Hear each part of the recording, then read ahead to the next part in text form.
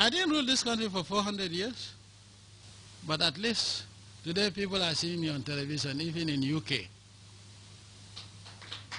I have a university today. Even the children of beggars can go to university. It's not based on whom you know, but what they know. It's good if good governance is anything to go by. The government that took over from the time of Mickey Mouse independence couldn't build a high school for 30 years, but it was praised as a democratic government, good governance.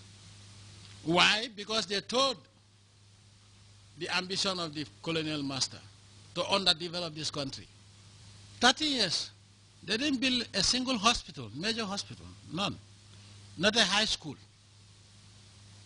So if people are to develop, there are prerequisites. In Africa, our most dangerous disease is ignorance. And ignorance can only be eradicated through education. So if you don't educate the people, how are you going to eradicate this dangerous disease? And for these people to be able to go to school, they must be healthy. You don't build a hospital. It's not surprising that for 400 years of British occupation and looting of this country, they built only 2 hospitals.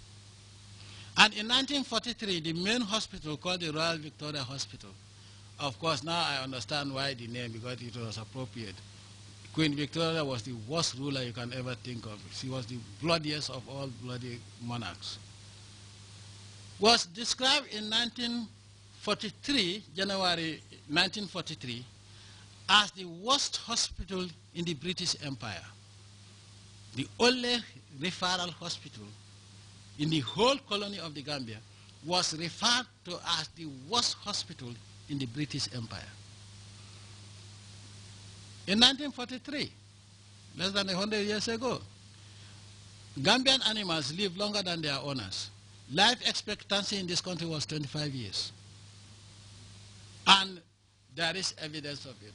When I saw this horrible documentary, I sent somebody to go to the Christian cemetery because normally they write ages.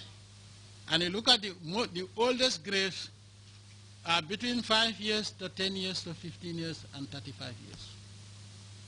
The majority of the graves at the Christian cemetery, which are date, go there today, you find out evidence of that. Why were people living so short? But one would understand if the animals were treated better.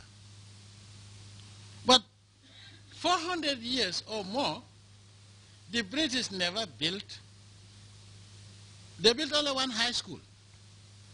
For 400 years, 2 so-called hospitals, which were described as the worst.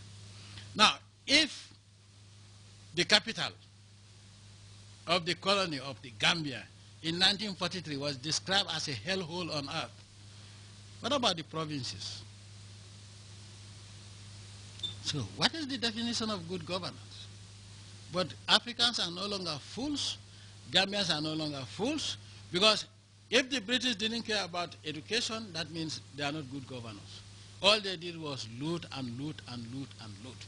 The only thing they left us with is unfortunately the English language, which we are going to change very soon to a local language, because we no longer subscribe to believe that for you to be a government, you should speak a foreign language. We're going to speak our own language. It's the English language and the necktie. You see, even the strongest bull, I have cattle, I have donkeys, I have all sorts of animals. Even the most stubborn cow, if you put a rope around the horns, it will pull you away. But once you put it on the neck, it doesn't move. Because if it moves, it chokes. And the moment we Africans discarded our scarf, because the idea of the necktie was taken from Africa and Asia, because in the royal courts and the West, they didn't institute the institution of monarchies in Africa. They found them here, and they destroyed them. They found monarchies in Asia and Africa, which made Africa and Asia so stable and well organized that we developed better than them. You think they came to develop us with our mosquitoes, malaria, and all sort of things? They came to loot.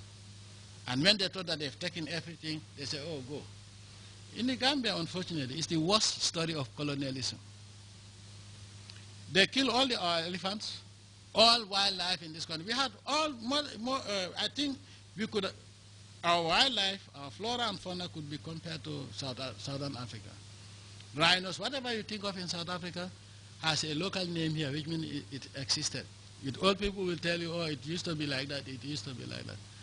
What brought the British in the first place to Gambia, which was bigger than it is now, was the trade in ivory. Because Gambia had a lot of elephants. We had even an island called Elephant Island. It was the ivory that brought them. They ended up wiping out the elephants and then turned around and started selling Africans. The British instituted slavery. So now, even for the next 1 billion years, the British have no moral platform to talk about human rights anywhere in the world. More so to talk about good governance. For 400 years, one hospital, one rotten hospital. When I took over in 1994, there were only 2 doctors at the hospital and they were volunteers. So, what is good governance and what is democracy? If the people were becoming poorer to the extent that a foreign head of state was shocked about what he saw in the capital, now who's a better governor? 400 years, one hospital or 2 hospitals and 1 high school. And the British didn't leave any building in this country, any building that is 2 stories high.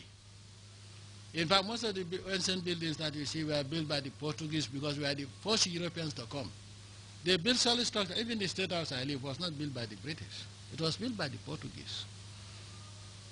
So where's democracy? Even the airport they didn't build. It was built by Lufthansa of Germany. And during the Second World War, despite the fact that Britain was fighting Germany, they have to pay royalty to the Germans for the use of the airport in the Gambia. So what have they left us with? Who's a better governor? 30 years of Mickey Mouse democracy. What did they do? Loot this country, take us backwards and further into slavery. Because I remember during the First Republic, with any major crisis, the Gambia will not make any statement until Britain has shown its position, and we will go by that. So when you talk about rubber stamp judiciary and rubber stamp parliament, I think they are making a mistake. We don't have a rubber stamp judiciary and we don't have a rubber stamp parliamentary system. The people debate, but if democracy also is to go by,